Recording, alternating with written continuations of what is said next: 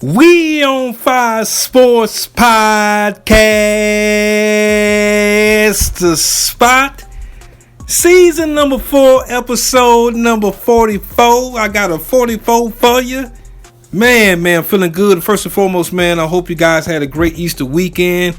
Hope you guys was able to let your hair down, man. If you got kids, take the kids Easter egg hunting. You know, if you're doing the church thing, man, hanging out with family, cooking and eating and enjoying everything, man. I hope you guys was relaxed and having a great weekend. As this weekend, we had the NBA playoffs jumping off. Man, with some exciting games, man, in the playoffs, man. And, you know, the Nuggets versus the Clippers, man. Lakers, Timberwolves.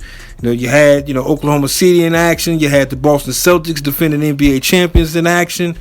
And, man, I got a special guest on this episode falling through, man, to break down the whole slate we had this weekend in the NBA. I got my man Salim, Mr. Taylor Street himself from the Weekly Dog Sports Betting Podcast falling through. You definitely check him and my man Mac the Mad rushing out at Firebox 2300. So I got him coming up in the slate. Also, man, it is draft week, man. We got the NFL draft jumping off this week, man, as the Tennessee Titans is officially on the board coming up on Thursday. And, man, we definitely going to see what they do. A lot of people believe that they're going to take my man Cam Ward out of the University of Miami, the first number 1 overall pick in the NFL draft up there in Green Bay. So, man, we'll see if that holds serve, man, for Cam Ward. Definitely a big-time accomplishment for him. A guy, went to 3 different universities, starting off at Incarnate Word, man, and moving on down to South Beach to conclude his college career. Also, you got Travis Hunter. What Travis Hunter going to do, man? A 2-way star at the University of Colorado. A lot of people feel that he's going to be picked 2nd overall from the Cleveland Browns. Definitely see what he do. Big Blue Nation up there in New York, man. The New York Giants got the number 3 overall pick. There's been a lot of movement just figuring out what they may do. They may go with Shedeur Sanders. They may do with Abdul Carter. We're not sure what the Giants going to do, but one thing I do know, man, is Joe Schoen, the general manager of the New York Giants, as well as Brian Daboll. Man, their head going to be on the guillotine, man, if they don't make no movements. So we'll see what they do. And so, man, this draft is going to be interesting. My Chicago Bears, man, they got the 10th overall pick in the NFL draft. And I'm going to hit you guys up, man. I got a special little caveat coming up on Wednesday, man. My just thoughts across the NFL draft. Also, too, going to have a special guest falling through, man, to break down just what our potential draft is going to look like, man, on Thursday night in prime time. So be on the lookout for that. As I mentioned, man, I got my man Salim, Mr. Taylor Street, coming up in a few as these NBA games are about to kick off, man. These game number 2s, man. New York Knicks as well as the Detroit Pistons coming up in a few moments here. Also, we got the Los Angeles Clippers, man, in game 2 against the Denver Nuggets. So we'll see what that thing do for game number 2 as well.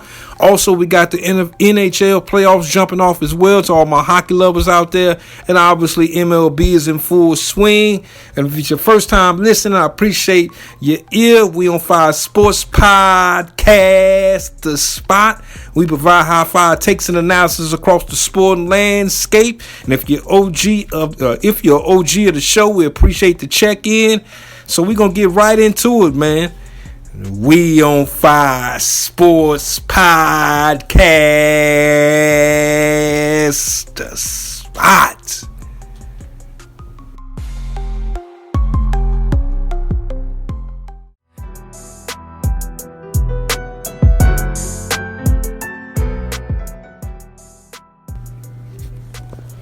Welcome back.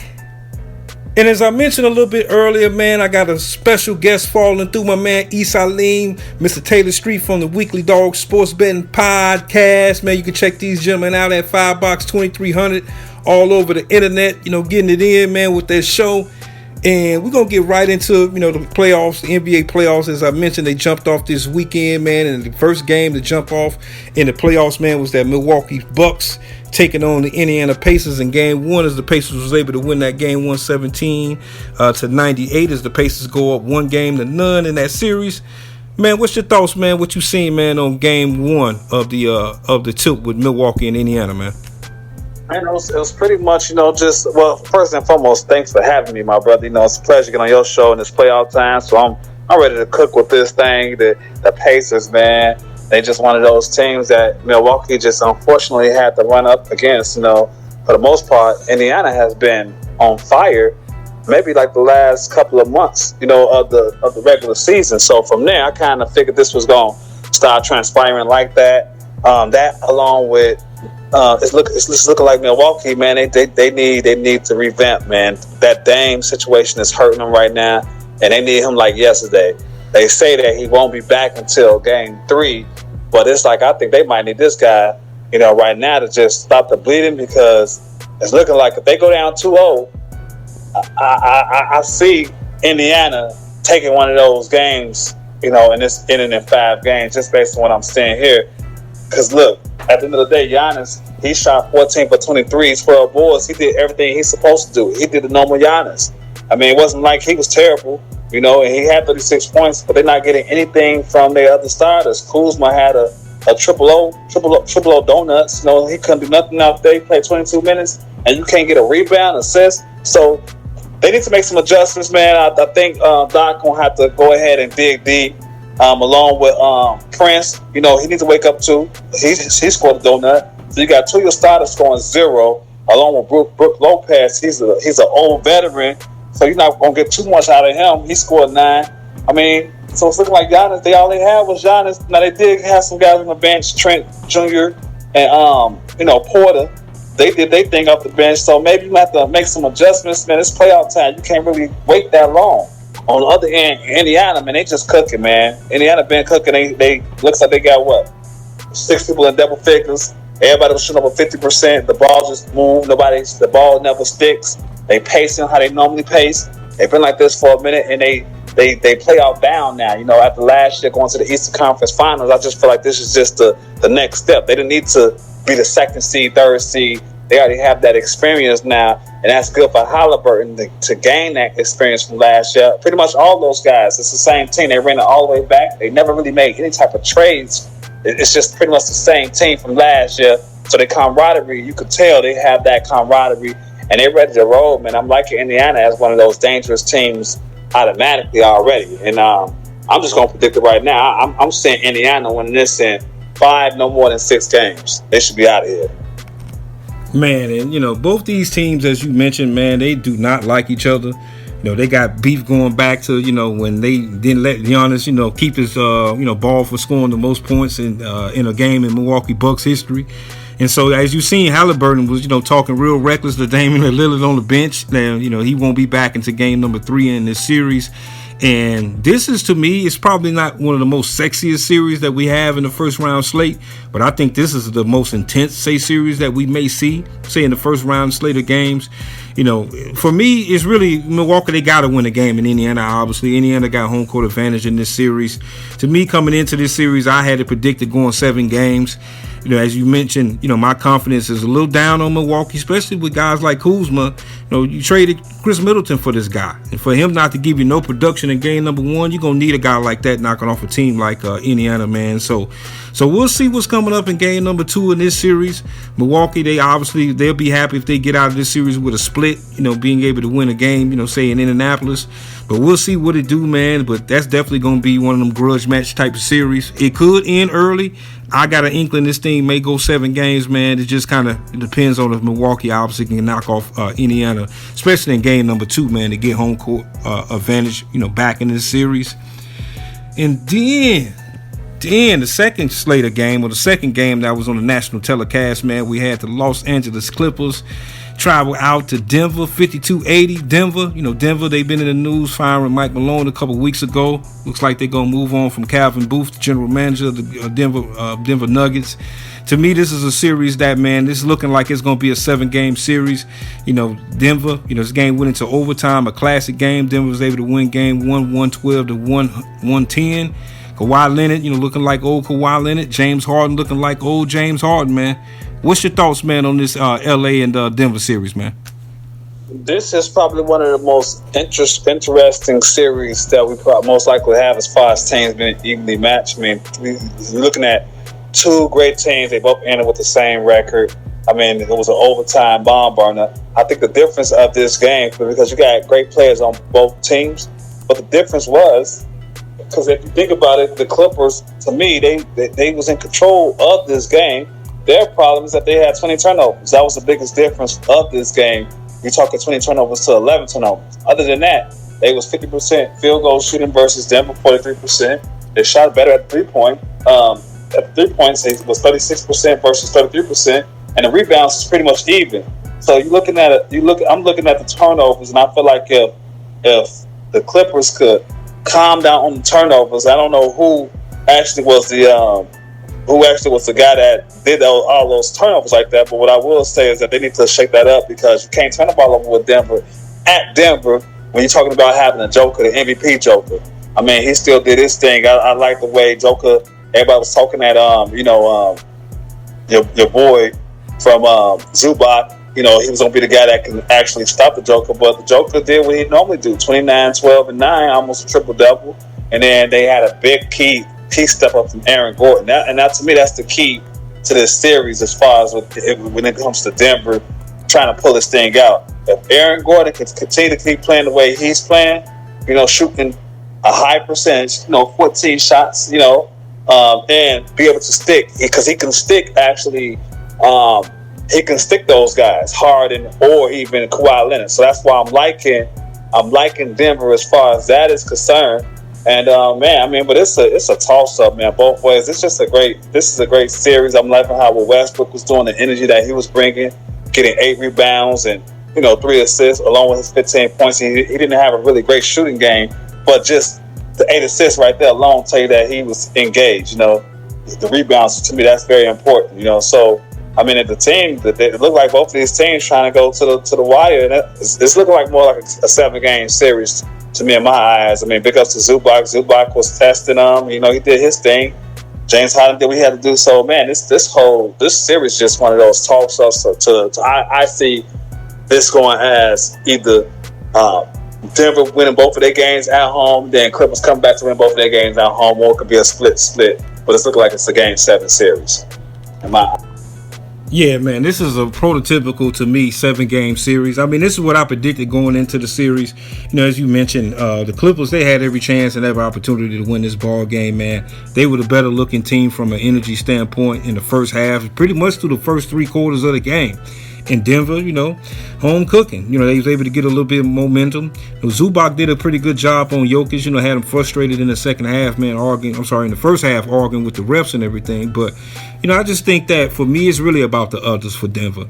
I mean, we all know what Jokic is able to bring. Jamal Murray was able to get you, over a dub.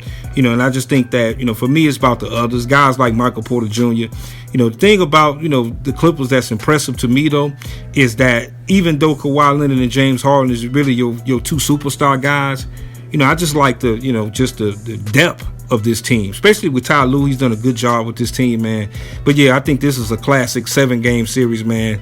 And I just think that every game in this series is going to come down to the fourth quarter, man. And whatever team don't turn the ball over the most probably win that game, man. But I'm definitely excited. It's probably the most exciting series in the first round you can probably get with just the matchups and so forth, man. But we'll definitely see what that thing do. Then we had Detroit stand up, man. The Detroit Pistons, man. Upstart Detroit Pistons, man. What a great season they've had so far this year, man. Last year, everybody was ready to throw them in a garbage can.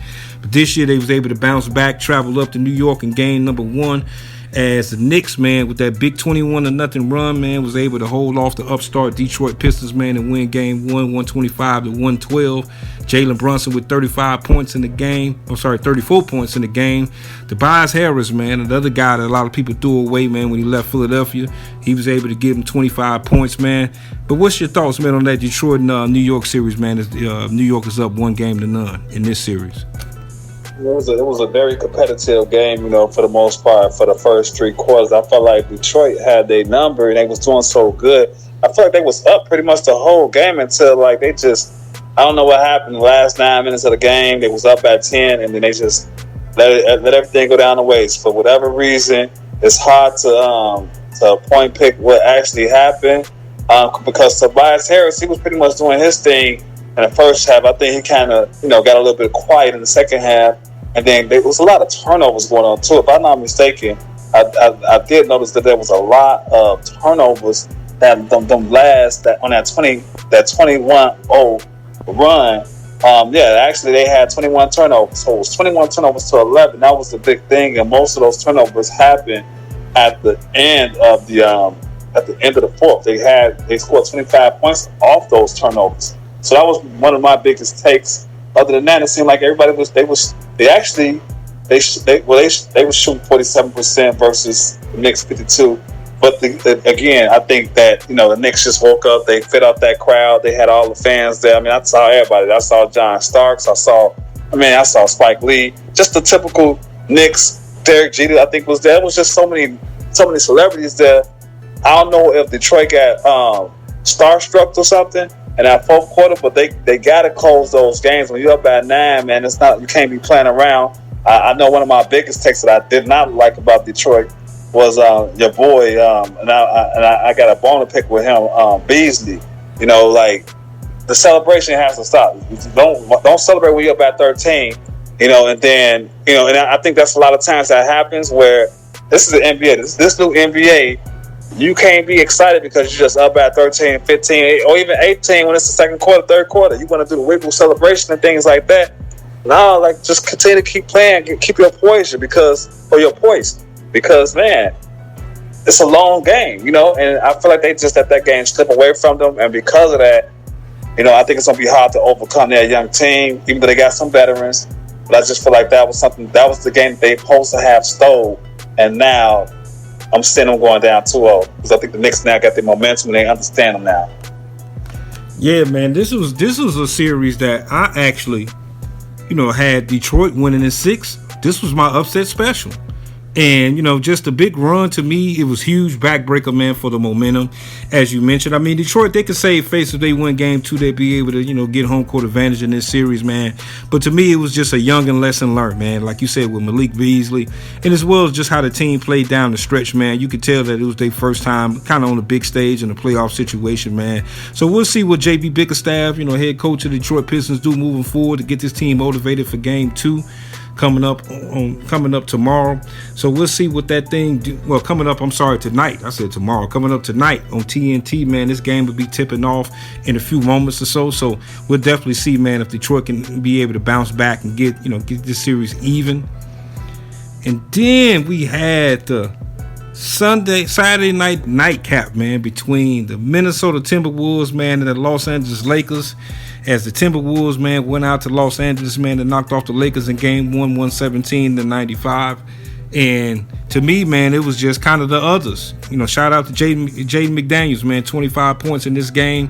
He was outstanding. Great defensive job by the Minnesota Timberwolves as they was able to knock off the Lakers in game number 1. Luka Doncic, played like Luka Doncic, had an outstanding first quarter in this game, ended up with 37 points. LeBron James, I'm not sure what LeBron James was on in the first quarter, but he basically could have stayed on the bench because he gave you nothing in the first quarter. He was able to give you a little bit something later on in the game, but to me, man, the Los Angeles Lakers, their team, I've been saying it all season, E. This is an overrated ball club. They're one of the worst defensive teams in the playoffs overall, and we seen it in this game 1 in Minnesota, man, against Minnesota. But what's your thoughts, man, on that Lakers and Minnesota series as Minnesota's up 1-0 in this one? I had a feeling that this was going to be trouble for the Lakers as well. I mean, when I first was looking at it, I was saying if they probably have a better shot if Golden State was matching up with them, because Golden State don't have bigs like that. But when you talk about Minnesota, you're talking about a lot of long type of guys out here, and they really exposed the Lakers, the Lakers' length. Well, I shall say. I mean, because Jackson Hayes, he's a slim guy. He's long, but he's not really that tall. He's not a 7-foot type of guy. He's their tallest guy, and if you don't get no production from him and he's out the game, then it's gonna be it's a long night because Gobert, he's gonna keep doing what he's doing. And the biggest thing I saw is that Lakers don't have defense, man. They don't, like you were saying. I mean, I feel like now that they're playing against real elite type of teams, now you're starting to see. I mean, they went up against Minnesota, one of the hottest teams in the league the last month or so. So it's not like they're going up against a team that's just barely, even though they're a 6th seed versus 3rd seed. Minnesota been one of the hottest teams. They've been beating up on everybody. They couldn't lose because if they would have lost, they would have been in the play-in. So, I mean, they going up against a very hot team that shot 51% from the field and 50% from threes, shooting 42 threes. They hit 21. even though Lakers didn't do that terrible at threes, they shot 36%, so that wasn't that bad. The free throw disparity, the Lakers had that, but it was just too much. They just dropped too many bombs on the Lakers, and pretty much 50%, over 50% shooting. There's nothing you can do about that. I mean, the rebounds is not that bad. You know, they had 6 more rebounds, so I'm not going to, you know, that's not as bad. It just seemed like it was pretty much they didn't have any. Anytime you can see that they shooting 50% from the field, 50% from the 3-point line, and 29 assists versus 15 assists, that means that the Lakers didn't have no offense. They had no answer for him. So hopefully, Redick, you know, he's a rookie. So let's make that clear too. He is a rookie at being a coach.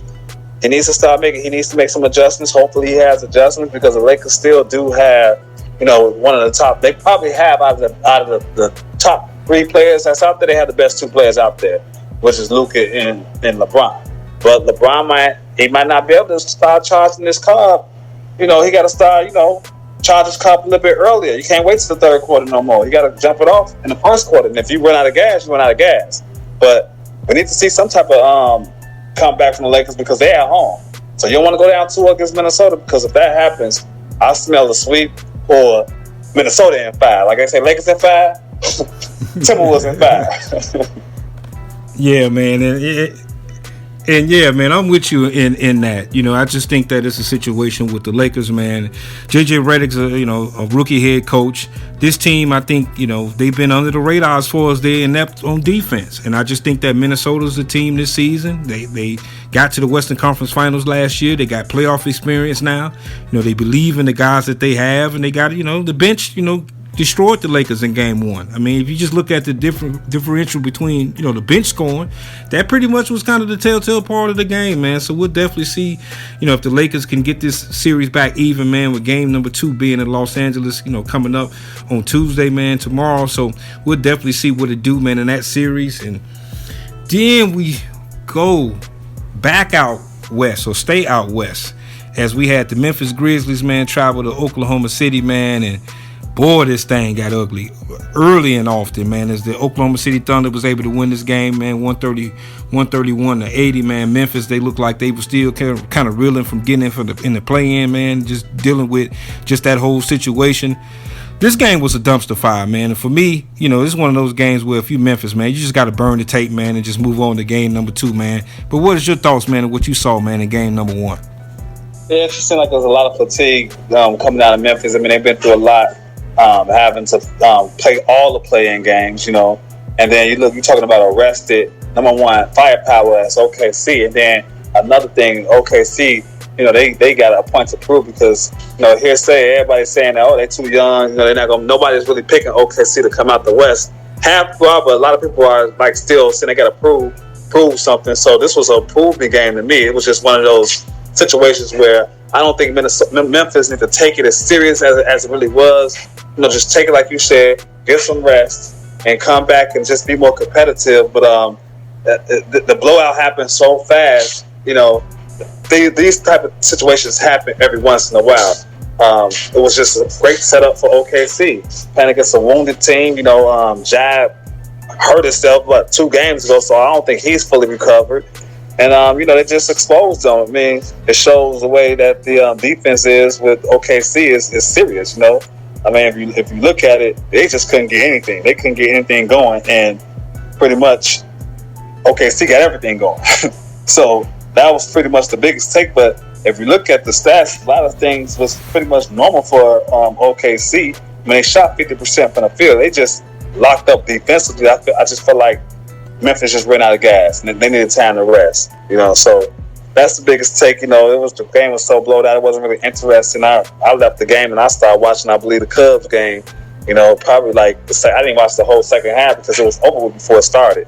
So, you know, hopefully they get their act together and, man, make it competitive because we don't need to be seeing this type of work. You know, nobody wants to see these type of games. It's bad for the NBA, blowouts, and so I don't like it. So I'm hoping that Ja and Triple J, Bangs, come on, get it together now, guys. Get it together.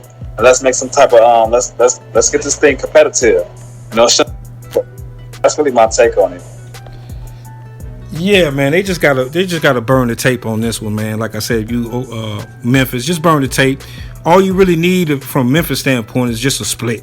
You win a game in Oklahoma City, you actually take a home court advantage in the series, man. Just burn the tape on game number 1, man, and move on to game number 2. And for them, Oklahoma City, I mean, they looked like they was the best team in the Western Conference. They looked like the best team in the league just based on how they was playing. But as we know, the playoffs, man, is game by game, man. Each scenario changes game by game, man. So we'll definitely see, what that thing do moving on to game number 2. And, man, we had the Orlando Magic, man, traveled up to Boston to take on the reigning NBA champions, Boston Celtics, as the Boston Celtics was able to knock off Orlando 103-86. Boston looking like that well-oiled machine, man. Orlando's a team that, very young team, man, but they just kind of inept on offense, kind of limited on offense. And Orlando actually had the lead going into halftime of this game. It looked like, they had an opportunity to steal game number 1 in Boston. But once we got midway through, the third quarter going into the fourth quarter, Boston just showed their versatility, whether it was Peyton Pritchard, whether it was Derek White making plays. And Tatum, he just kind of like the guy on the band right now, man. They just, make a couple plays here and there, keep it moving. Shout out to Jaylen Brown. Looked like he was a little bit more healthy than what people were saying. But what's your thoughts, man, on Boston going up 1-0 against the Orlando Magic, man? Boston just being professionals about it. They playing the game the right way. It seems like with Boston, they kind of understand, what they're about now. It's not about like personal statistics or anything like that. It's more about the championship itself. That's how I look at it when I see Boston. I mean, it's just the proof is in the pudding. I don't even think, it wasn't even about Tatum, and Tatum had an off night. Brown, he was mid-par, but he wasn't really, he got the least amount of minutes because he just came back from the injury. So they paced in him. Porzingis really didn't play too much at all. But I mean, it's more the others, the others, and it's always the others for Boston. If you don't stop Derek White and you don't stop Pritchard, you don't stop Hauser and Horford. Those 4, those are the guys that you really have to put a lockdown on. Me personally, if I was Orlando, because Orlando they showed up the first half. I mean, I'm thinking, okay, this could be an upset special. People sleeping on Orlando. They just as big as these guys. They got somebody to stick Tatum actually, who was Banchero, and Banchero showed up and showed out. It wasn't his problem. It's just that they ran out of firepower. I feel like Wagner, he could have did better. He was shooting a lot, and he was missing a lot of 3-pointers in pivotal times. And when he was missing, that's when White and Pritchard would come back and hit him. So it was just a lot of those type of situations. They were still hanging in there, cutting it to 10, but they just never could get over the hump once they got down. And once you get down on Boston, they're going to drop those bombs on you. But ultimately, I feel like Orlando still can compete. They was competing. And if they could just make some minor adjustments, maybe play Black a little bit more, I feel like he could have had more than 14 minutes. Caldwell Pope, we got to figure out what's up with this guy. I mean, I understand he wants to be efficient, but I feel like he's not doing enough in this type of series. You might need one of these younger guys to go up against the goons that Boston have. So, I mean, pretty much, man, that's my take on it. I really want to expect Orlando to do too much, but try to make it competitive and just get Boston prepared for the next round. Yeah, man, and for me, coming into this series, man, I thought Orlando was still a game in this series. I thought it would be a gentleman's sweep, a 5-game, situation, and that still may be the case. Boston, they're a professional ball club. As we mentioned a little bit earlier, Tatum and Brown, they don't have to put on the Superman cape just yet for this team. They're just kind of, keeping the car on the road, man, and just moseying on along, man. So we'll see what game number 2 brings on for Orlando. They're going to try to, steal them a game up in Boston. They got to because they don't have home court advantage in this series. We'll see what it do. This is a young team. Jamal Mosley, the head coach of the Orlando Magic. He may have his guys, suited and booted for game number 2. We'll see what it do, man. But Boston, reigning NBA champions, man, looking good once again, man, as they was able to knock off Orlando once again, 103-86 in game number 1. And then we got the team that actually had the number 1 seed, or has the number 1 seed in the Eastern Conference this season. That's the Cleveland Cavaliers, as they took on the Miami Heat. Miami Heat, they was able to get themselves out of the play-in once again. It's just a tradition with the Miami Heat, just playing in the play-in, getting out of the play-in. But this time they fell up short, man, to the Cleveland Cavaliers, as Cleveland was able to win this game 121-100. I mean, this game was, a little bit close early, but, Cleveland, to me, they reminded me a lot of Boston, actually. and it really was kind of like the others. Just guys making timely plays, man. There's the defense, Jerry Allen with the huge block. And I just think that, overall, man, Cleveland obviously is a well-rounded ball club. They proved it all season long just with the addition of DeAndre Hunter, right around the trade deadline from the Atlanta Hawks. You got Isaac Okoro's, and you got, just the whole, Chop. We got Chop Master Jr., man. Can't forget about, the backcourt, Donovan Mitchell, man, and what I call, Darius Garland, Chop Master Jr. What you thought, man, of game number 1 in this series, man? It's Cleveland up 1-0 in this one. Well, I felt like Miami was very competitive. The first half, like you were saying, they was doing pretty good. I mean, hanging in there, and they was in arm's way. It's just that Cleveland, they got that firepower. If you think about it, just looking at everything, I mean, Miami shot 48%, 49%. Cleveland shot 51%. So both teams were very efficient. Even free throws, that was like that they had a four free throw disparity right there, but they both shot very well there. Rebounding, they was right there with them. They was only 5 off. It seemed like they was just a little bit off in every category, which led to a dub. But the biggest one was the 18 threes to 13 threes. Just like once Cleveland going to run, man, that guy Jerome, he come off the bench. I mean, they got so many unsung heroes, kind of similar to, like you were saying, Boston. It's those others, man, and the way they play that Golden State game, so they move the ball around. Ty Jerome, 28 points off the bench, you can't beat that. It's always, you got to have that one person that you would never think will do something like that to make games go the way they went. And I feel like he was the biggest difference. Him along with the other guy, Morrell, he shot a couple of threes. He was 50% from downtown. Shot some timely threes. They was hitting timely threes on them. And then Garland and Mitchell, they think. They remind me of Isaiah Thomas and Joe Dumars back in the days. They just one of those two teams. They got the Twin Towers. So the team is pretty much 3-point oriented. Everybody pretty much shot over 50% besides Donovan Mitchell. But Donovan Mitchell still shot 50% for the game. He just was missing his threes, but he's going to be aggressive and do his thing and still end up with 30 points. Once you get 30 points from him, 27 from Garland, and 28 from a bench player, there's really nothing you can do about it when you got role players like Allen and Mobley. They can be role players when it comes to playoffs. Everybody's a role player within a role because you're just trying to win. So they did what they had to do, man, and that's why they had the best record in the East. I mean, it showed 20-64-18. Pretty much just showed, especially at the end of the game. It's not about those first 3 quarters. It's about finishing the game. And it seems like they know what it takes to finish these games. So that's why we take on the Cleveland Cavaliers and the Miami. Hopefully Miami can squeeze a game, maybe 2 in. But that's as much as I see. I don't see too much coming out of that. But just to give them a little bit of run, just to make them sweat a little bit for the next round. Yeah, man, and that series will kick back off in game number 2 coming up on Wednesday. So we'll see, as we mentioned, to see if they can come and try to steal home court advantage away from the Cleveland Cavaliers. Definitely be tough sledding for the Miami Heat. And then we got the Golden State Warriors, man, traveling out to Houston to take on the Houston Rockets, man. The Houston Rockets this season had the number 2 seed in the Western Conference, man, behind Oklahoma City.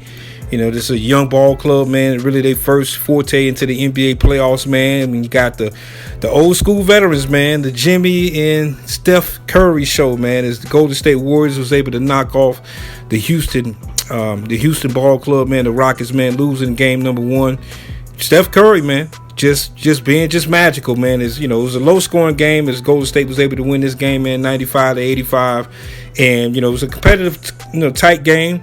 I thought that from the Houston side, man, Sengun, man, he just showed that he is a matchup mismatch, just with the front court, say the Golden State Warriors. But when you got Jimmy and Steph, man, and just a great defensive job that Golden State did all game long.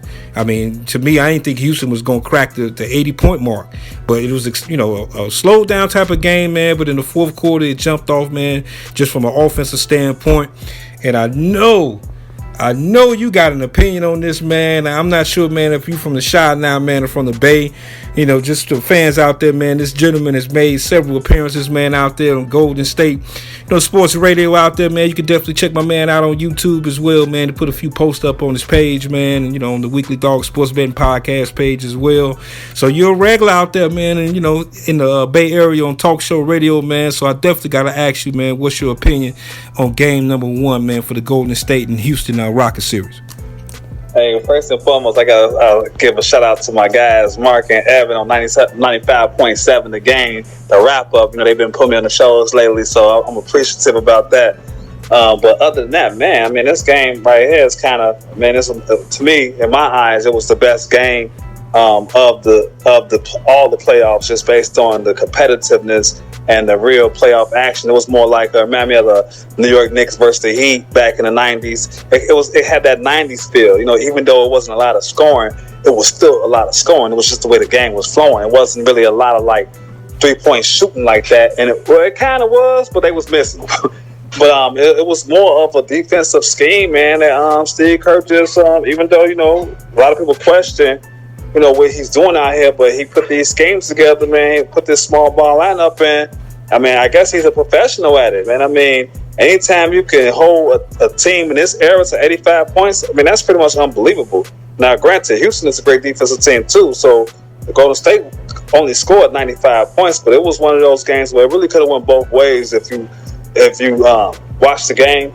It was just that, the difference was Stephen Curry and Jimmy Butler. That was all the difference was that we have veterans that's been there. They've been through the fight. They've been through the wars. Both Jimmy and Steph, now they're on the same team. It kind of similarly remind me of Mike and Scotty back in the days. I mean, to me, that's like they're like the 2025 Mike and Scotty, and I kind of like this ball right here. Let's slow the game down. It's a lot of teams out here that can shoot threes crazy galore, but that was really the pace that Kerr was going with, is the half-court settings with Jimmy. If we can't get Steph on the screens or whatnot, or the flares, then one or two things that happen. He'll cut and try to get a nice little layup, to get himself warmed up, or we just get Jimmy the ball at the end, and it's go time. And so I'm loving that, because that prevents us from turning the ball over.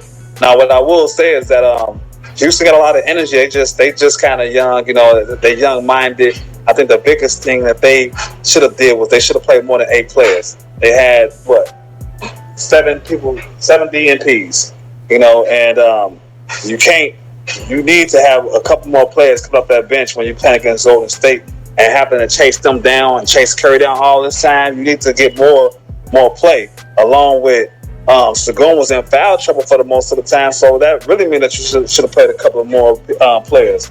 But other than that, the biggest thing is that, I feel like Houston is still one of those teams to be reckoned with. I don't see that this is going to be a cakewalk for Golden State. I'm just happy that, they stole the game. We got that game out the way so we can get back home even, or even let's be greedy and let's take 2, because you know how these veteran teams are. We don't care about home on the road. We're just trying to win 4 games. So let's treat game 2 like it's game 2. But, I mean, I still feel like Houston has what it takes. I mean, they out-rebound us by, I believe, a dub. 52-36. I mean, they can't offense rebound after offensive rebound. Their problem is that they just need to find a superstar, or Green will have to step up. Van Fleet might have to step up. Somebody got to step up for them along with Sagoon. But, I mean, it's just going to be a series all the way to the end. I don't see any team just blowing anyone out, because based on Golden State experience, they're not going to let you blow them out. And based on their youth, Golden State sometimes make careless mistakes, so they'll let you back in. So, I mean, but for me, in my eyes, I'm not going to try to be biased. I'm trying to stay unbiased. I'm just happy that the Warriors did get that W, and I'm loving what I'm seeing with playoff Jimmy. I think he's back along with Steph. They could be a force to be reckoned with if they can get out this series, which is going to be a tough. Yeah, and I had this series going in, man. I said that this was going to be a 7-game series. I had Golden State winning this series. I'm with you. I think Houston will be back. I mean, they're a young ball club. I think the most important game for y'all was really game 1. Just go ahead and steal that home court advantage in game 1, man, so you don't put your pressure on yourself. Trying to get game 2 if you from the Golden State perspective. And I think now you kind of in a situation now you can be greedy. Another guy that just needs to step up, man, is Jalen Green. He was really a no-show in the first half of this basketball game. He's able to bounce back a little bit in the second half, but it was obvious that, Houston was kind of thirsty for just a guy to kind of take over a little bit offensively. And part of that was just a great job that Steve Kerr had schemed up from the defensive end from the Golden State Warriors. Definitely Ime Udoka is one of the best coaches in the league. He's definitely going to make adjustments going into game number 2. But this is an exciting series, man. This is must-see TV, this series. One of the most exciting matchups we got in the first round slate. And man, we got the games coming up in a few moments, man. We got only 2 games tonight. We got the Detroit Pistons, man, traveling up to New York. Or once again, man, in game number 2, man, see if they can even that series up from just the blunder they had in game number 1. Also, we got the Los Angeles Clippers, trying to handle their business in game number 2 against the Denver Nuggets, as that game number 1 went into overtime. So we'll see if LA can steal home court advantage in that series. First and foremost, man, I appreciate you following through, man. My man E. Salim from the Weekly Dog Sports Betting Podcast. You can definitely check him out all over YouTube. Check out their show, man, at Firebox 2300. Also, too, you can catch him out in the Bay, man, making special guest appearances, man, on the game out there in the Bay Area for the Golden State Warriors. And I appreciate all the love and the feedback. I hope you guys enjoyed the episode. Hope you guys get a chance to sit back and enjoy these games going on tonight. Once again, I appreciate all the love and the feedback. I appreciate your ear. We on Fire Sports Podcast, the spot.